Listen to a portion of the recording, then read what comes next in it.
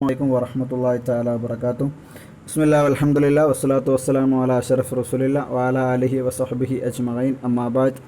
ഇന്ന് നമുക്ക് ക്ലാസ് എടുക്കാനുള്ളത് അല്ലാമ ഇക്ബാലിൻ്റെ പ്രശസ്തമായിട്ടുള്ളൊരു കവിതയാണ്. അദ്ദേഹം കുട്ടികൾക്ക് വേണ്ടി എഴുതിയിട്ടുള്ള വളരെ രസകരവും എന്നാൽ നല്ല അർത്ഥവ്യാപ്തിയുമുള്ള ഒരു അറിയപ്പെട്ടൊരു കവിതയാണ് ബച്ചേ കി ദുആ, കുട്ടികളുടെ പ്രാർത്ഥന. ഇതിൽ കുട്ടികളുടെ ഓരോ ആഗ്രഹങ്ങളിങ്ങനെ അള്ളാഹുവിനോടുള്ളൊരു പ്രാർത്ഥനയായിട്ട് മാറുന്ന രീതിയാണ് ഇക്ബാൽ സ്വീകരിച്ചിട്ടുള്ളത്.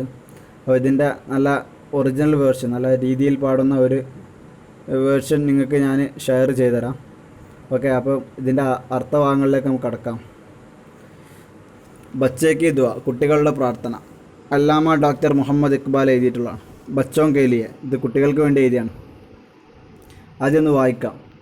ലപ്പേ ആത്തി ഹെ ദുആ ബൻ കെ തമന്ന മേരി, ज़िंदगी शम्अ की सूरत हो खुदाया मेरी, दूर दुनिया का मेरे दम से अंधेरा हो जाए, हर जगह मेरे चमकने से उजाला हो जाए, ज़िंदगी हो मेरी परवान की सूरत या रब, इल्म की शम्अ से हो मुझको मोहब्बत या रब, हो मेरा काम गरीबों की हिमायत करना, दर्दमंदों से ज़ईफ़ों से मोहब्बत करना, मेरे अल्लाह बुराई से बचाना मुझको, नेक जो राह हो उस राह पे चलाना मुझको.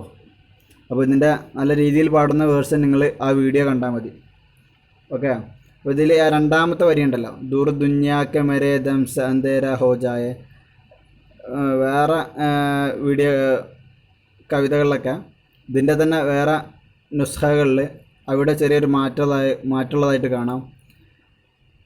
ഹോ മേരെ ദംസയുഹി മേരെ വത്തൻ കി സീനത്ത് എന്നുള്ളൊരു ലൈന് ഇതിന് പകരമായിട്ട് ചില സ്ഥലങ്ങളിലൊക്കെ കാണാൻ സാധിക്കും. അപ്പോൾ രണ്ട് വേർഷൻ ഉണ്ടെന്നാണ് നോക്കിയിട്ട് മനസ്സിലാവുന്നത്.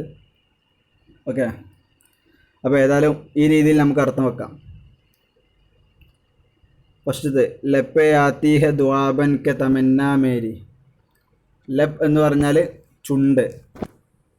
ചുണ്ട്. ലപ്പേ ചുണ്ടിൽ, ആത്തി ഹെ വരുന്നു. ദുആ ബൻകെ എന്ന് പറഞ്ഞാൽ പ്രാർത്ഥനയായിട്ട് ചുണ്ടിൽ വരുന്നു. തമന്ന എന്ന് പറഞ്ഞാൽ ആഗ്രഹം. മേരി എൻ്റെ, അപ്പം എൻ്റെ ആഗ്രഹങ്ങൾ ചുണ്ടിൽ പ്രാർത്ഥനയായിട്ട് വരികയാണ്. അല്ലാഹുവിനോട് പറയാണ്, എൻ്റെ മനസ്സിലുള്ള ആഗ്രഹങ്ങൾ എൻ്റെ ചുണ്ടിൽ പ്രാർത്ഥനയായിട്ട് വരുന്നു എന്ന് പറയാണ്. ഓക്കെ, അപ്പോൾ അതിൻ്റെ നസ്ർ രൂപം എങ്ങനെ ആയിരിക്കും? മേരി തമന്ന ദുആ ബൻകെ ലപ്പേ ആത്തി ഹെ, എൻ്റെ ആഗ്രഹങ്ങൾ പ്രാർത്ഥനയായിട്ട് ചുണ്ടിൽ വരുന്നു. ഓക്കെ, ഇനി ജിന്ദഗി ശംഅ കി സൂറത്ത് ഹോ ഖുദായ മേരി. ജിന്ദഗി എന്ന് പറഞ്ഞാൽ ജീവിതം, ശംഅ എന്ന് പറഞ്ഞാൽ മെഴുകുതിരി, ക്യാൻഡിൽ. ശംഅ കി സൂറത്ത് എന്ന് പറഞ്ഞാൽ മെഴുകുതിരിയെ പോലെ. അപ്പം എൻ്റെ ജീവിതം മെഴുകുതിരിയെ പോലെയായിരുന്നുവെങ്കിൽ എന്ന് ആഗ്രഹിക്കുകയാണ്. ആ ആഗ്രഹം ഒരു പ്രാർത്ഥനയായിട്ടിങ്ങനെ വരികയാണ്. എൻ്റെ ജീവിതം ഒരു മെഴുകുതിരി പോലെ ആക്കണേ എന്ന പ്രാർത്ഥനയുടെ സമയമാകുമ്പോൾ. ഓക്കെ, ഹോ എന്ന് പറഞ്ഞാൽ അവിടെ ഒരു തമന്നിയുടെ അർത്ഥമാണ്. ഹോ എന്ന് പറഞ്ഞാൽ തമന്നി പറഞ്ഞാൽ ആഗ്രഹം എന്നുള്ള അർത്ഥം. അങ്ങനെ ആയിരുന്നുവെങ്കിൽ. അപ്പോൾ ജിന്ദഗി ശംഅ കി സൂറത്ത് ഹോ ഖുദായ മേരി, എൻ്റെ ജീവിതം ഒരു മെഴുകുതിരിയെ പോലെയായിരുന്നുവെങ്കിൽ, മെഴുകുതിരിയുടെ രൂപത്തിലായിരുന്നുവെങ്കിൽ. മെഴുകുതിരിയെ പോലെ ആവണമെന്ന് പറയാൻ കാരണം എന്താണ്? മെഴുകുതിരിയുടെ പ്രത്യേകത എന്താണ്? മറ്റുള്ളവർക്ക് വേണ്ടി സ്വയം കത്തിയുരുകുന്ന ഒരു ജീവിതമാണ് മെഴുകുതിരിയുടേത്. അതുപോലെ മറ്റുള്ളവരെ സഹായിക്കാൻ വേണ്ടിയും അവരുടെ വേദനകൾ ദൂരീകരിക്കാൻ വേണ്ടിയും എൻ്റെ ജീവിതം കഴിച്ചു കൂട്ടാൻ എനിക്ക് ഭാഗ്യം നൽകണം എന്നുള്ള അർത്ഥത്തിലാണത്. ഓക്കെ, ജിന്ദഗി ശംഅ കി സൂറത്ത് ഹോ ഖുദായ മേരി, എൻ്റെ ജീവിതം മെഴുകുതിരിയുടെ രൂപത്തിൽ ആയിരുന്നുവെങ്കിൽ. അപ്പം അതിൻ്റെ നസർ ഇങ്ങനെ കയറാം.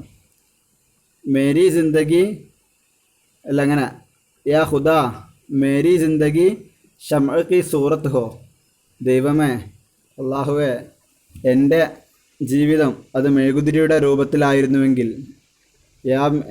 യാ ഖുദാ അള്ളാഹുവേ മേരി ജിന്ദഗി എൻ്റെ ജീവിതം ശംഅ കി സൂറത്ത് ഹോ, മെഴുകുതിരിയുടെ രൂപത്തിൽ ആയിരുന്നുവെങ്കിൽ. ഓക്കെ, അപ്പോൾ അതിൻ്റെ നസർ മനസ്സിലായി. ഇനി അടുത്ത ലൈന് ദൂർ ദുന്യാക്ക മെരെ ദംസ അന്തേര ഹോ ജായേ. ദൂർ എന്ന് പറഞ്ഞാൽ വിദൂരത്ത് എന്നർത്ഥം. ദുന്യ എന്ന് പറഞ്ഞാൽ ദുന്യാവ്.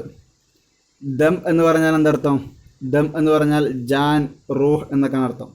ജീവന്, എൻ്റെ ആത്മാവ് എന്നൊക്കെ അർത്ഥം. ജീവൻ എന്നർത്ഥം ജാന്. അന്തേര എന്ന് പറഞ്ഞാൽ പ്രകാശം. അപ്പോൾ ഞാൻ ഫുൾ അർത്ഥം നോക്കാം. ദൂർ ദുന്യാക്ക് മേരെ ദംസ അന്തേര ഹോ ജായേ. അപ്പോൾ മേരെ ദംസ ദുന്യാക്ക ദൂർ അന്തേര ദുന്യാക്ക അന്തേര ദൂർ ഹോ ജായേ. എൻ്റെ ജീവൻ കാരണത്താൽ, മേരെ ദംസ എൻ്റെ ജീവൻ കാരണത്താൽ, ദുന്യാക്ക അന്തേര ദുന്യാവിലെ ഈ ലോകത്തെ ഇരുട്ടുകൾ അത് ദൂർ ഹോ ജായ ദൂരെയായി പോയിരുന്നുവെങ്കിൽ, അതായത് എൻ്റെ ജീവൻ കാരണമായിട്ട് ഈ ലോകത്തെ ഇരുട്ടുകളൊക്കെ വിദൂരത്തായി പോയിരുന്നുവെങ്കിൽ ആ കുട്ടി ആഗ്രഹിക്കുകയാണ്. അതായത് ഇവിടുത്തെ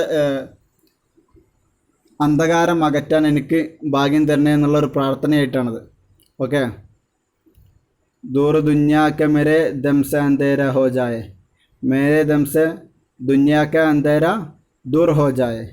എൻ്റെ ജീവൻ കാരണത്താൽ ദുന്യാവിലെ ഇരുട്ട് അത് ദൂരെ പോയിരുന്നുവെങ്കിൽ. ഇനി ഹർ ജഗ മേരെ ചമക്കനെ സ ഉജാല ഹോ ജായേ. ഹർ ജഗ എന്ന് പറഞ്ഞാൽ എല്ലാ സ്ഥലവും, എല്ലാ ഇടവും. ചമക്കന പറഞ്ഞാൽ പ്രകാശം. മേരെ ചമക്കനെ എൻ്റെ പ്രകാശത്താൽ.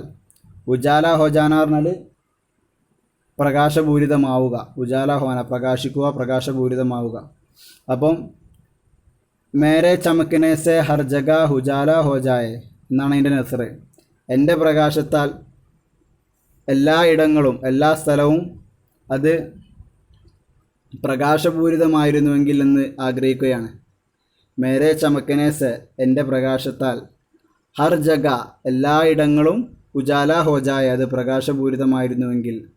ഇനി അടുത്ത ലൈന് ജിന്ദഗി ഹോ മെരി പർവാനി കി സൂറത്ത് യാ റബ്ബ് ഇൽമ കി ശംഅ സെ ഹോ മുജ്കോ മുഹബ്ബത്ത് യാ റബ്ബ്. ജിന്ദഗി ജീവിതം. പർവാന എന്ന് പറഞ്ഞാൽ ചിത്രശലഭം എന്നർത്ഥം. പർവാന. സൂറത്ത് എന്ന് പറഞ്ഞാൽ അതിൻ്റെ രൂപത്തിൽ. അപ്പം എൻ്റെ ജീവിതം ഒരു ചിത്രശലഭത്തിൻ്റെ രൂപത്തിലായിരുന്നുവെങ്കിൽ, അതായത് ചിത്രശലഭത്തിൻ്റെ പ്രത്യേകത എന്താണ്? ഓരോ പൂവുകളും മാറി മാറി അതിൽ തേൻ തേടി ഇങ്ങനെ പോകുന്ന ഒരു പ്രകൃതമാണത് ചിത്രശലഭത്തിൻ്റെ. അതുപോലെ ജീവിതത്തിൻ്റെ മാധുര്യമൂർന്ന തേനായിട്ടുള്ള അറിവൊക്കെ തേടി ഓരോ സ്ഥലങ്ങളിങ്ങനെ അലഞ്ഞലഞ്ഞ് പോകുന്ന ഒരാളായിരുന്നുവെങ്കിൽ എന്താണ് ഈ കുട്ടി ആഗ്രഹിക്കുകയാണ്. ഓക്കെ. और ज़िंदगी हो मेरी परवान की सूरत या रब मेरी ज़िंदगी परवान की सूरत हो. എൻ്റെ ജീവിതം അള്ളാഹുവേ യാ റബ്ബ് എൻ്റെ ജീവിതം ചിത്രശലഭത്തിൻ്റെ പോലെയായിരുന്നുവെങ്കിൽ. യാ റബ്ബ് മേരി ജിന്ദഗി പർവാനിക്ക് സൂറത്ത് ഹോ പർവാൻ്റെ രൂപത്തിലായിരുന്നുവെങ്കിൽ. ഇൽമക്ക് ശംഅ സെ ഹോ മുജ്കോ മുഹബ്ബത്ത് യാ റബ്ബ്. ഇൽമ എന്ന് പറഞ്ഞാൽ അറിവ്. ശംഅ എന്ന് പറഞ്ഞാൽ നേരത്തെ പറഞ്ഞ പോലെ മെഴുകുതിരി. മുഹബ്ബത്ത് എന്ന് പറഞ്ഞാൽ ഇഷ്ടം. അപ്പം എനിക്കുള്ള ഇഷ്ടം അത് അറിവിൻ്റെ, വിജ്ഞാനത്തിൻ്റെ മെഴുകുതിരിയോടായിരുന്നുവെങ്കിൽ, വിജ്ഞാനത്തിൻ്റെ, അറിവിൻ്റെ മെഴുകുതിരി വട്ടത്തോടെ എനിക്ക് ഇഷ്ടമായിരുന്നുവെങ്കിൽ എന്ന് ആഗ്രഹിക്കുകയാണ് കുട്ടികൾ.